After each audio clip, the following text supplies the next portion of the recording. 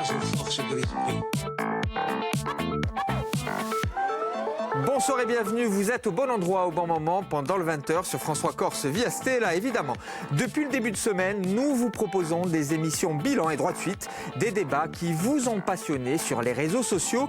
Ce soir, retour sur une saison politique où la communication fut un enjeu de conquête, récit, storytelling, réseaux sociaux, décryptage avec mes invités du soir. Caroline Ettori, journaliste, Parole de Corse. Bonsoir Caroline. Bonsoir Philippe. Jean-Louis Orlandette, consultant en communication. Bonsoir Jean-Louis. Bonsoir Philippe. Sébastien Pisani, journaliste Corse Matin. Bonsoir, Sébastien. Et Jérôme Paul, sondeur Opinion of Corsica. Bonsoir à vous. Bonsoir. Mitterrand inscrivait son récit politique dans le temps. Aujourd'hui, avec l'apparition du quinquennat, le sentiment qui domine est celui de la gestion comptable. Mais Emmanuel Macron est passé par là, paraît-il, reprenant une formule mitterrandienne, pour le coup, le maître des horloges, avec le symbole comme marque de communication, l'idée d'une certaine rareté de la parole politique. Alors, je vais évidemment me tourner vers le communicant de l'émission avec Jérôme. Jean-Louis, la rareté de la parole politique, est-ce que c'est encore possible lorsque il y a l'instantanéité des réseaux sociaux, lorsqu'il y a des chaînes d'information en continu et surtout lorsqu'il y a un quinquennat? Ça devient plus difficile. Après, c'est l'événement qui va dicter plus ou moins la rareté ou la possibilité d'intervention. Bon, c'est aussi un choix politique, un choix de communication. Si le choix de communication est de raréfier la parole, ça peut se jouer. Il faut toujours trouver le porte-parole qui va récupérer la patate chaude. En cas d'événement, c'est un petit peu ça, quoi. Mais c'est vrai qu'il y a une difficulté plus grande qu'il y a 15 ans ou 20 ans, quoi. Une difficulté également pour les journalistes. Oui, mais enfin, je pense quand même que Emmanuel Macron a tiré quelques conclusions pas mauvaises des deux quinquennats précédents. L'hyper-président, l'hyper-communication, on voit que Nicolas Sarkozy s'est quand même un peu essoufflé en cours de course. Avec François Hollande, on était dans ce commentaire permanent qui noyait la parole présidentielle. Bon, moi je trouve que c'est beaucoup trop tôt pour juger de quoi que ce soit, mais c'est vrai que pour l'instant, en tout cas en termes de communication, vu de mon point de vue journalistique, je trouve qu'il ne fait pas trop d'erreurs. Jusqu'à être capable, rareté vous disiez de la parole présidentielle, jusqu'à être capable quand même d'intervenir sitôt un débat, des propos assez marquants qui ont été ceux de Donald Trump sur le climat, 1h30 après, il prenait la parole et au passage, il faisait exploser un plafond de verre. On a vu donc un président à l'Élysée parler en anglais également. Donc je trouve qu'effectivement pour l'instant il y a un bon rapport à la com, pas trop, mais petite phase d'accélération quand ça s'avère nécessaire. Une communication jupitérienne. Je suis tout à fait d'accord avec toi parce que il parle beaucoup Macron. Il a parlé sur Trump récemment. La journée précédente, il était en Bretagne. Moi, je trouve qu'il communique beaucoup. On a l'impression qu'il s'est fixé le cadre de pas trop communiquer, mais finalement, il communique beaucoup. Il y a Poutine. On communique beaucoup pour lui aussi. Macron, je l'entends tous les jours. Oui, alors tu l'entends d'autant plus qu'on va jusqu'à commenter ses poignées de main. Pour quelqu'un qui ne veut pas trop communiquer, on n'est pas dans la parole présidentielle où on prend la parole 2-3 fois par an. Oui, mais on n'en est pas là. Après, la question, ça n'aurait plus aucun sens, soit dit en passant. On va laisser terminer Jérôme. On peut communiquer même tous les jours, ou enfin régulièrement. C'est sur quoi on communique. C'est ça la différence. Et je crois que Macron, il est en train de se positionner sur des communications pour se construire une image d'homme d'État. Régalienne ou internationale. Ouais. Mais Macron qui reste à l'Élysée caché, on n'en est pas du tout là. Ce que je n'ai absolument pas dit. Et surtout, ça n'aurait aucun sens, effectivement, d'intervenir à la mode Mitterrand, comme à l'époque, une fois tous les 2 mois. Quoi. Alors, est-il vraiment le maître des horloges? Parce qu'il a repris cette formule de Mitterrand, Caroline. Bien, pour l'instant, oui. Mais ceci dit, ça fait quoi, 15 jours, 3 semaines. Donc bon, heureusement. Quoi. Voilà. Alors, on va juste élargir, Caroline, je vais rester avec vous, on va juste élargir, on ne va pas passer notre temps à parler du président de la République, parce que ce qui nous intéresse ici, c'est le décryptage de la communication politique. Sommes-nous dans la République des coups de com'? Et quand je dis cela, je l'évoque également pour les élus locaux aujourd'hui. La République des coups de com'. Est-ce que c'est cela aujourd'hui qui fait l'existence d'un homme politique? En partie. En partie, mais en même temps, moi, il n'y a pas que du négatif dans le coup de com'. Sébastien parlait de la prise de position d'Emmanuel Macron après la décision de Donald Trump de quitter, enfin en tout cas de ne pas honorer l'accord de Paris sur le climat. Il a repris brillamment le slogan de Donald Trump en disant « Make our planet great again ». Bon, c'est un coup de com' typique, sauf que ça porte une idée, une idéologie politique, et c'est au service d'un accord qui implique plus d'une centaine de pays. Par extension, ce que vient de dire Caroline, est-ce que, selon vous, Jean-Louis, la politique, aujourd'hui, au XXIe siècle, doit être un spectacle ? Elle doit être, non, en théorie, non, elle ne doit pas être un spectacle. La question qu'il faut se poser, c'est pourquoi elle a tendance à le devenir. Merci de ne pas l'avoir posée. Et pourquoi elle est devenue, surtout ? Elle est en train de le devenir. Alors, il y a les réseaux, il y a la multiplicité des médias, il y a le temps politique qui devient de plus en plus court, et puis il y a peut-être aussi une place de plus en plus forte qui est prise par la communication, qui commence à devenir le message politique à la place du fond politique. Ça, c'est un des risques un des dangers sur lesquels on est en train de surfer actuellement. Alors, je vais je vais vous demander différemment. Est-ce qu'il faut inscrire son action politique dans un récit aujourd'hui ? Oui, ça me paraît assez évident, mais surtout, c'est pas tout à fait récent. Je crois que déjà, au début des années 80, puisqu'on parlait tout à l'heure, vous avez évoqué une figure qui vous est chère, à savoir François Mitterrand. On était déjà un peu dans cette notion-là. Et Giscard. Bon, après, on a commencé. Et Giscard, mais évidemment. C'est Giscard qui a commencé. Oui, tu as raison. Giscard, effectivement. C'est lui qui a commencé, c'est Giscard. Après, alors ça s'est un peu affiné à la mode US avec ce qu'on a appelé le storytelling. Mais voilà, je pense que aujourd'hui, nos politiques continuent à fonctionner selon des ressorts qui étaient déjà là il y a 20 ou 30 ans, quoi. Alors, nos politiques, évidemment, cette discussion autour du récit nous emmène à évoquer le récit nationaliste. Seconde séquence du soir, Siméone Talamogne, le match de la com, nous en avions parlé dans cette émission. On va évoquer, Caroline, avec vous, un sondage, une enquête d'opinion ou une enquête de popularité plutôt, que vous réalisez assez souvent dans le cadre du magazine Parole de Corse sur la personnalité politique préférée des Corses. Oui. And the winner is... C'est la sang, mais c'est Gilles Simeoni. Bon, alors, je vous rassure ou pas d'ailleurs, selon. La nouveauté, en fait, c'est que Gilles Simeoni, pour ce baromètre semestriel, repasse sous la barre symbolique des 50% d'opinion favorable. C'est la première fois que ça lui arrive en 2 ans, voilà. Et on assiste quand même à l'effet de halo nationaliste qui s'estompe un petit peu. Alors, il y a une explication, évidemment, à tout ça. C'est une étude qui s'inscrit dans un contexte d'élection nationale entre une présidentielle et des législatives. Donc on a vu que les nationalistes avaient très très mal géré, en tout cas la majorité territoriale avait très mal géré le virage présidentiel. La médiatisation se fait en faveur des candidats aux législatives qui montent et qui grappillent effectivement des points par-ci par-là. Et les premiers lésés, ce sont les membres de la majorité territoriale. Alors c'est à retrouver dans le magazine Parole de Corse de ce mois-ci. Ce sondage, cette étude montre aussi, cette enquête montre aussi qu'il faut, nous l'avons un petit peu dit, il faut un récit tout de même, un récit pour inscrire son action dans le temps, pour inscrire son action dans l'efficacité. Jean-Louis, quel est le récit nationaliste ? Aujourd'hui, il est difficile à clarifier, enfin en tout cas à exprimer. En plus, dans le contexte actuel, vous l'avez rappelé, présidentiel, législative, donc c'est un débat qui élargit complètement, qui extrait un petit peu du cadre strictement corse. Après, le récit nationaliste tel qu'il a commencé à se construire et tel qu'il est peut-être en train d'évoluer, il y a quelque chose quand même qui me marque. Du côté de Gilles Simeoni, qui est la personnalité, je dirais, la plus médiatique, celle en tout cas qui reçoit le plus de suffrages de ce point de vue-là, ça reste un récit très large, un récit très souple, très adapté selon les circonstances.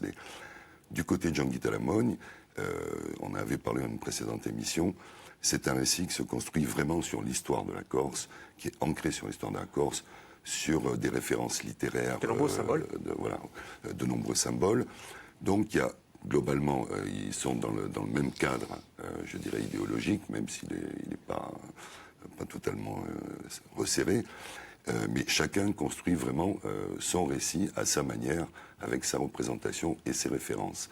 Et le petit point d'intérêt, juste pour, c'est de voir comment cette constitution des récits et des images va être utilisée pour porter le message politique. Parce qu'à un moment donné, il va falloir quand même que le message politique se retrouve sur le terrain. Mais juste pour compléter ce que tu dis, je trouve que l'un et l'autre vont quand même largement puiser dans ce passé, parce que effectivement, un récit, il faut bien qu'il ait quand même des racines. La fameuse expression maison de cristal, oui, ça a été amené par... C'est un grand axe également, et de gouvernance et de communication de par Gilles Simeoni, bien sûr emprunté, comme on le sait, à Pascal Paoli. Tout a commencé tout de même, on parlait de... c'est pas de coup de com', mais là on est dans le symbole très fort, rappelez-vous de ce fameux serment dans l'hémicycle au début quand même de la mandature. Enfin, je veux dire, voilà. Et tu as raison, un Jean-Guy Talamone qui ponctue ses interventions avec des références qui renvoient au XVIIIe siècle, à Paoli, aux Lumières. Mais au-delà de ça, il y a une différence. Moi, je dirais que Jean-Guy Talamone, il a quand même une communication très revendicative ou très militante. Dans le sens où, si on regarde la Charte pour l'emploi, c'est un acte politique, le pays a mis. Il est toujours dans des communications revendicatives, c'est les prisonniers. Il est sur toutes les thématiques portées par les nationalistes. Et lui, les supporte, j'allais dire, en termes de communication. Gilles Simeoni, c'est son fond politique. Et Gilles Simeoni, il a une autre stratégie de communication. Il est moins là-dessus. Il est plus sur une stratégie déjà de communication de terrain, parce que la communication, ça n'est pas uniquement que dans les médias et la télévision. Donc ça, c'est important. Et peut-être un peu plus sur certains dossiers. Mais ils ont deux communications qui sont parallèles et pas communes. Alors êtes-vous en train de nous dire que Jean-Guy Talamone a une communication plus jupitérienne ? Mais il est plus coup de com', en tout cas. Je dirais qu'il est plus coup de com', parce qu'il fait des coups de com'. Jean-Guy Talamone.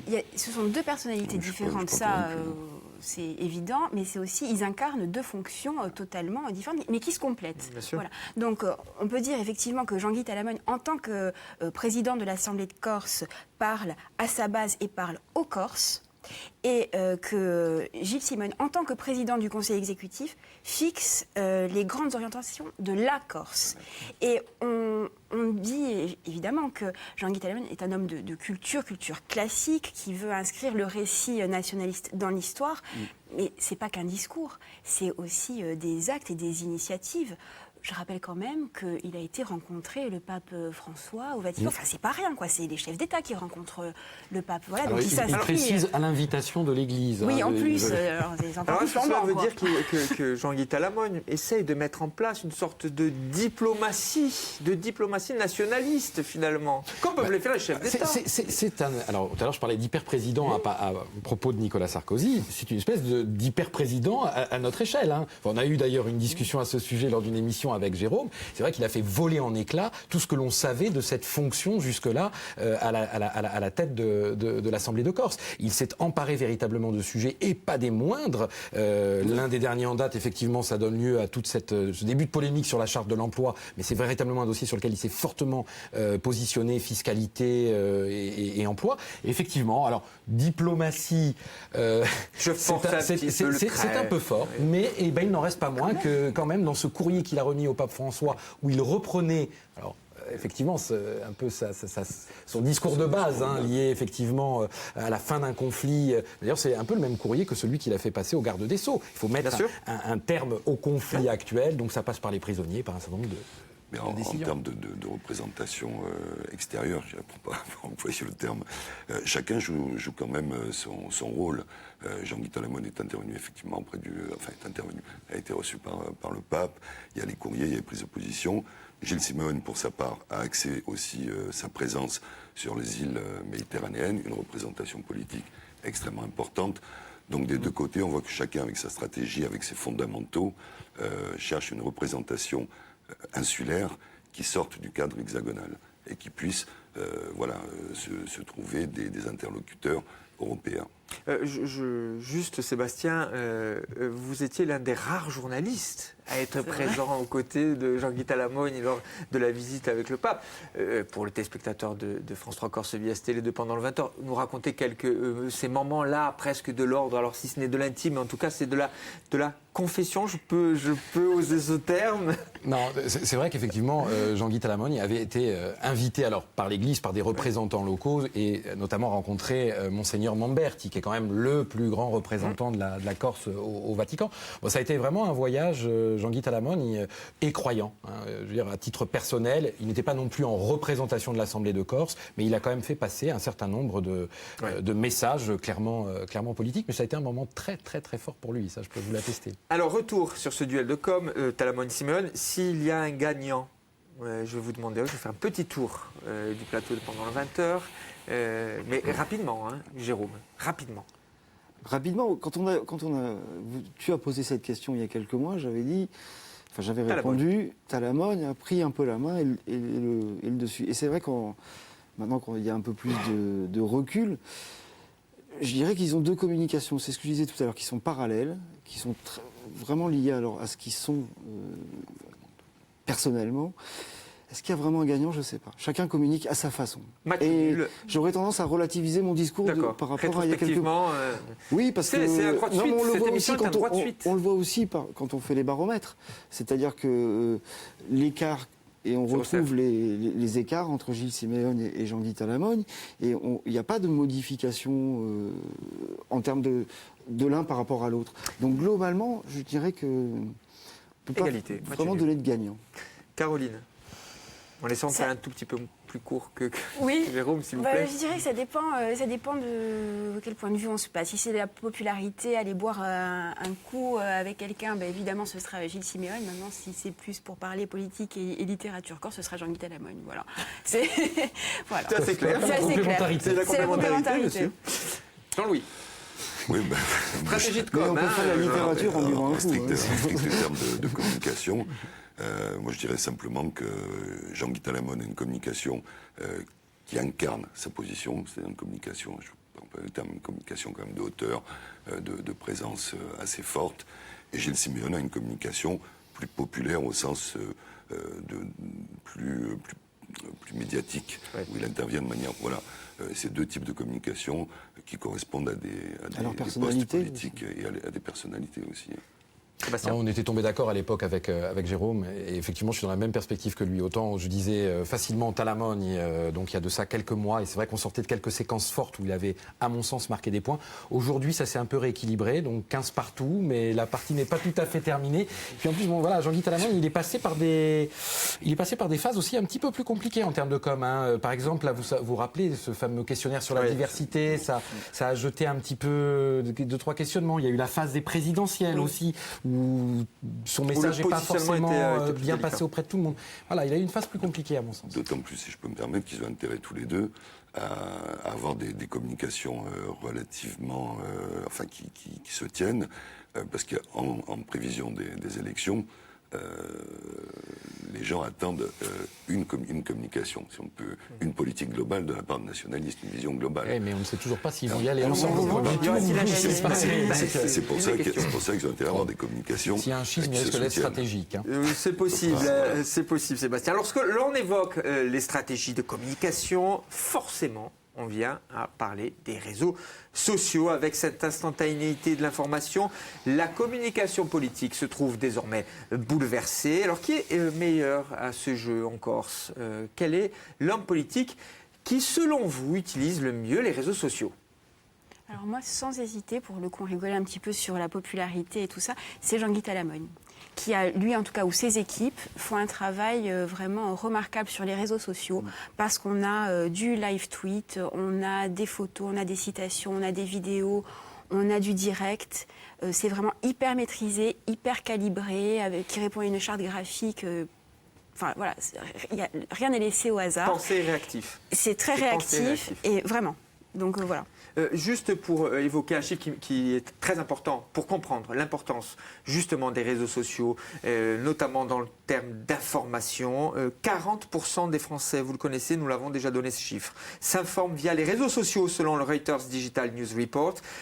Et autre chiffre essentiel, près de 44% utilisent leur portable et cela ne cesse d'augmenter. 44% utilisent leur téléphone portable. C'est ainsi qu'aujourd'hui, on s'informe. Oui, en grande partie, d'ailleurs en consultant parfois des articles en ligne ou en lisant un petit peu, on parlait effectivement de politique, ce que les différents candidats peuvent eux-mêmes tweeter ou partager. Bon, on l'a vu lors de la campagne présidentielle, c'est devenu un support de communication absolument impossible à ignorer. Twitter en premier lieu, sans aucun doute. On a vu que maintenant c'est vraiment une communication multi-support. Je l'avais dit lors d'une émission, moi, voilà, oui, alors là c'est le fameux selfie du président Macron. Selfie du président Macron. Alors ce qui est très amusant d'ailleurs, c'est que c'est un selfie qui a été énormément détourné, mais qui quelque part continue à porter l'image que Macron, image plutôt sympathique, a voulu renvoyer, même quand il est détourné. C'est indispensable aujourd'hui dans toute stratégie de communication innovante, efficace, moderne, d'user, voire peut-être même d'abuser des réseaux sociaux. Il est essentiel de les utiliser, parce que comme tu le disais tout à l'heure, de plus en plus de gens ont de l'information via Internet, via la tablette, via le téléphone. Il suffit de regarder la nouvelle génération, il n'y aura plus la télévision. De moins en moins. La télévision, elle est de moins en moins regardée. Alors, un petit bémol, excusez-moi, nous sommes à la télévision, un petit bémol, si vous permettez, Jérôme, nous avons vu que pendant les élections présidentielles, cette grande phase d'élection, le média de référence fut le média télé. Je vous rappelle. Sur les débats ou sur des événementiels? Oui, sur des événementiels, nous sommes d'accord, mais tout de même, ce sont les événementiels qui parfois permettent de bouger un petit peu les choses. Excusez-moi d'être corporel. Si tu regardes un peu les enfants, 12, 13, 14, 15 ans, cette génération-là, elle se met de moins en moins devant la télévision, et elle fait du replay. 3 heures par jour. Donc, pour revenir à ta question, pour toucher cette nouvelle population et ces personnes qui utilisent ces médias-là pour s'informer, il faut utiliser les réseaux sociaux. On ne peut pas faire l'impasse des réseaux sociaux et ne faire qu'un papier dans Le Monde et une dépêche AFP. On est vite distancé si on fait ça. Jean-Louis c'est vrai, c'est une réalité, donc on ne peut pas aller contre la réalité. Il y a l'obligation d'utiliser les réseaux sociaux. Après, est-ce que c'est bien, pas bien, c'est une autre question. Non, mais en termes de communication. Mais moi, j'ai l'impression que plus les réseaux sociaux s'imposent, plus la communication se vide de son sens, c'est clair. Plus ça devient une communication au service des réseaux sociaux. C'est-à-dire que ce sont les réseaux sociaux qui maîtrisent, qui formatent et qui construisent la communication. Une 140 de signes concernant tout même si aujourd'hui, les groupes politiques, les hommes politiques ou les communicants, comme on dit, ont de plus en plus de difficultés à bâtir, à construire une stratégie de communication à moyen terme, parce qu'ils sont soumis justement à la réactivité des réseaux sociaux. Et une réactivité qui parfois est complètement en dehors du réel. Il y a tout et n'importe quoi qui circule. Donc là, il y a une vraie difficulté.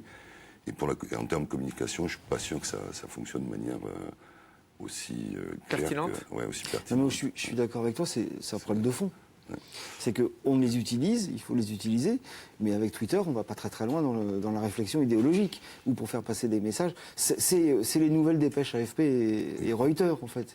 On a quelque chose à dire, on fait 140 signes, on balance une information, comme on aurait pu faire une dépêche AFP à une certaine époque. Mais c'est pas là qu'on va construire pas vérifié. Enfin là, on est quand même dans un registre. Non, mais même l'homme politique utilise Twitter il n'appelle plus l'AFP, il fait son petit tweet. Et ça fait... Justement, c'est la même histoire. En écho à ce que vous venez de dire, Jérôme, un chiffre pour montrer l'importance de Twitter lors de ces élections, de cette élection présidentielle. 54,8 millions de tweets au sujet de l'élection présidentielle. Avec la mention hashtag élection présidentielle. C'est ça qui est comptabilisé. La question, c'est combien d'intelligents Twitter. Sur les 58 millions. Oui, c'est ça la vraie question. Non, mais ça modifie, excusez-moi, mais tout de même, les journalistes qui sont à ma droite, ça modifie également le rapport entre les politiques et le traitement de l'information, et les journalistes en l'occurrence. Pas tant que ça, sur le fond. Parce que, encore une fois, les politiques sont suffisamment malins pour utiliser l'ensemble des supports qui sont à leur disposition. Donc, ils continuent à avoir des rapports très serrés avec les rédactions. Ah non, mais ça c'est évident. Mais est-ce que ça modifie dans le traitement de l'information ? Est-ce que la source excusez-moi, mais on a tous un petit peu vécu ça. Est-ce que la source aussi, aujourd'hui, elle n'est pas sur Twitter? Est-ce qu'on ne va pas vérifier l'information sur Twitter? Il devient son propre producteur d'information aujourd'hui, l'homme politique. C'était peut-être un peu le cas, moins le cas avant. Ça dépend des cas. Et même à l'échelle locale, on se rend compte que certains hommes politiques se mettent eux-mêmes à finalement d'abord envoyer une information sur Twitter avant peut-être de passer un coup de fil à un journaliste en disant voilà, je vais t'expliquer mon nouveau positionnement sur tel sujet. Mais non, je ne crois pas que Twitter soit encore au point où nous, on s'en sert pour aller vérifier une information. Rapidement, Caroline. De la même façon, je ne pense pas que les élus et les hommes politiques soient aussi au point sur Twitter pour s'en servir de manière très efficace. Tout le temps. Merci beaucoup. Oh là là, Jean-Louis, je suis persuadé que Jean-Louis Orlandette va poursuivre cet échange avec nos 3 autres débatteurs du soir. Merci beaucoup à vous tous, à vous 4, d'avoir débattu sur ces questions, sur cette émission Bilan de la communication politique, émission qui a passionné les personnes sur les réseaux sociaux, sur le site Facebook de France 3 Corse via Style. Je vous retrouve demain pour la dernière émission de la saison avec les esprits critiques de l'agenda culturel pour leur coup de cœur culture de l'année. Merci à vous, merci à vous de nous avoir suivis. À demain, même lieu, même heure. Ça se passe évidemment et uniquement pendant le 20h.